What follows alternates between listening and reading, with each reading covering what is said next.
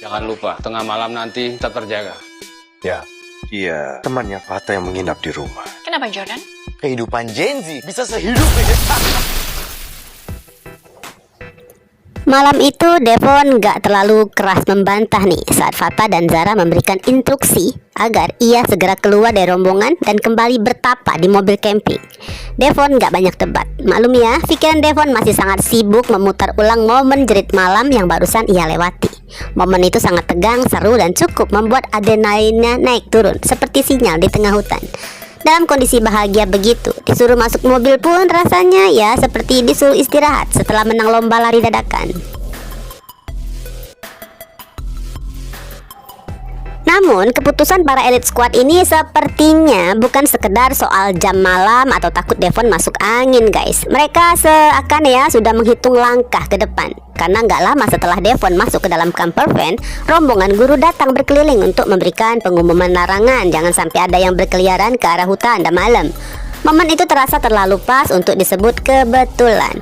Seolah-olah elite squad udah mengkhawatirkan jangan sampai Bu Anita atau guru lain melihat wajah Devon, lalu mereka akan memberikan sesi tanya jawab panjang lebar. Namun sebagian penonton ya merasa kecewa ya dengan hal ini. Membayangkan ekspresi Bu Anita saat menyadari keponakannya yang berasal dari keluarga dengan reputasi yang lebih seram dari jerit malam berdiri santai di antara murid-muridnya jelas merupakan hiburan yang sayang banget dilewatkan. Padahal ya itu ya pertemuan antara Bu Anita dan Devon bukan sekedar pertemuan keluarga.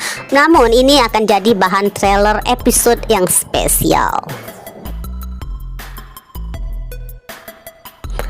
Selain itu, sebagian penonton pun agak sedikit fokus pada hal yang lebih emosional, sesi curhat anak-anak 9 ilmu. Banyak yang merasa Devon justru kandidat yang cukup pantas untuk masuk ke dalam perkumpulan mereka. Dengan latar hidup penuh tekanan keluarga dan beban yang gak ringan, Devon mungkin akan membuka cerita yang membuat suasana semakin haru. Bahkan tolong ambilkan tisu 1 dus dong, saking sedihnya. Rasanya pun masuk akal kalau dulu Devon seharusnya jadi bagian dari asrama 9 ilmu, tempat berkumpulnya remaja-remaja dengan cerita hidup yang gak pernah ringan, tapi selalu menarik untuk diikuti. Oke deh ya, Devon sudah sibuk senyum-senyum sendiri sembari terus mengenang betapa menyenangkannya menjadi sandera remaja para Gen Z yang aslinya pada berhati lembut. Sebuah pengalaman yang anehnya lebih terasa seperti study tour emosional bagi Devon. Namun di lain tempat, nasib Devon justru sedang dibahas, jauh dari tawa dan cerita horor hutan. Wajah Devon sudah berpindah ke layar ponsel Mama Valerian yang malam itu sedang duduk berhadapan dengan Jordan dalam suasana pertemuan bisnis yang rapi, tenang, dan penuh senyum profesional.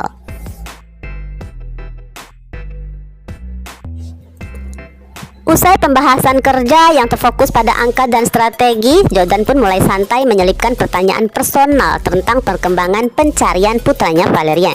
Alasan Jordan terdengar sederhana dan penuh empati. Siapa tahu bisa membantu, apalagi kalau tahu wajah remaja yang sedang dicari. Padahal si Jordan tahu jelas jaringan keluarga Casarius luasnya bisa menutupin 1 kota kalau mau. Jadi tawaran bantuan ini lebih terdengar seperti perhatian basa-basi, atau mungkin minimal perhatian yang dibungkus sangat rapi. Nggak disangka ya, Valerian benar-benar menunjukkan foto putra bungsunya. Sebuah gestur kecil yang maknanya cukup besar, seperti sedang membuka pintu sedikit untuk seseorang masuk ke wilayah paling rapuh dalam hidupnya. Entah itu tanda kepercayaan yang mulai tumbuh atau sekedar rasa nyaman karena akhirnya ada yang bertanya bukan soal bisnis tapi soal anaknya. Namun ya, ketenangan suasana itu retak dalam sepersekian detik di dalam diri Jordan. Wajah di layar HP itu bukan wajah yang asing. Itu adalah remaja yang tadi siang dikenalkan Fata di dalam rumah mereka. Kemiripan Devon dengan Maximian, mendiang suami Valerian, terlalu jelas untuk disebut kebetulan. Untungnya ya, Jordan termasuk kelas master dalam seni menyembunyikan ekspresi. Wajahnya tetap setenang permukaan danau, padahal pikirannya sudah berlari maraton, saking syoknya. Yang menginap di rumah. Kenapa Jordan? Di balik senyum sopan yang tetap terpatri sepasang, Jordan dihantui satu pikiran, kenekatan Fatah. Tapi Jordan mengenal putranya, nggak mungkinlah Fatah bertindak ceroboh tanpa alasan yang benar-benar mendesak. Maka yang keluar dari bibir Jordan ya seakan mendoakan yang terdengar tulus, berharap putra bungsu Valerian segera pulang dengan selamat. Kalimat yang hangat, penuh simpati, sekaligus menutup rapat badai kecil yang baru aja meledak di kepalanya. Jangan lupa, tengah malam nanti tetap terjaga. Ya. Beralih ke penjara, Daniel masih harus menjalani 3 hari ya di ruang isolasi yang ukurannya lebih cocok disebut kotak penyimpanan manusia. Hukuman atas keributan sebelumnya membuat dunia Daniel menyempit secara harfiah. Sementara di luar tembok, di rumah besarnya, Ares sedang bergerak cepat dengan sisa pengaruh yang masih ia miliki. Diam-diam, Ares menyuruh orang untuk mengurus jalur birokrasi penjara agar bisa bertemu dengan kakaknya secepatnya. Berhubung status Daniel yang sedang menjalani hukuman khusus membuat semua prosedur naik level jadi ekstra ribet. Satu-satunya waktu yang diinginkan untuk kunjungan adalah tengah malam saat penjara sunyi dan sebagian besar penghuni udah terlelap. Durasi pertemuannya pun akan diatur sangat singkat, seperti diskon kilat yang muncul lalu hilang sebelum sempat difikirkan. Para sipir bahkan sudah mewanti-wanti agar Daniel jangan sampai tidur dan harus tetap siaga, seolah Daniel sedang menunggu panggilan penting dari semesta. Pastinya Daniel terus mencoba menebak-nebak siapa yang akan datang. Ada 3 nama yang bergantian muncul. Apakah Cassandra, apakah Ares, ataukah mungkin utusan Dominic?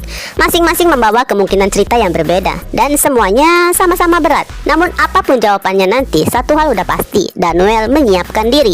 Ia menunggu bukan hanya seseorang, tapi juga arah baru dari nasibnya. Saat waktu akhirnya tiba, pintu ruang kecil itu terbuka dengan bunyi gesekan yang terdengar lebih dramatis dari seharusnya. Daniel melangkah keluar perlahan, tangan masih terborgol, langkahnya berat tapi mantap. Penjaga di belakangnya mengawasi tanpa berkedip, seolah Daniel bisa berubah jadi asap lalu kabur lewat ventilasi. Lorong penjara yang dingin mengantar mereka menuju ruang kunjungan yang malam itu terasa lebih sunyi dari biasanya. Lalu di sanalah Daniel melihat wajah adiknya. Nggak ada teriakan nama atau adegan lari pelan ala film. Situasinya nggak mendukung dan borgol juga nggak kooperatif. Mereka hanya saling mendekat dan berpelukan dengan gaya khas lelaki yang pura-pura kuat. Tepukan punggung sedikit keras, rahang mengencang, napas ditahan supaya nggak ada suara bergetar yang lolos. Rindu yang menumpuk bertahun-tahun dirangkum dalam beberapa detik kontak fisik yang canggung tapi tulus.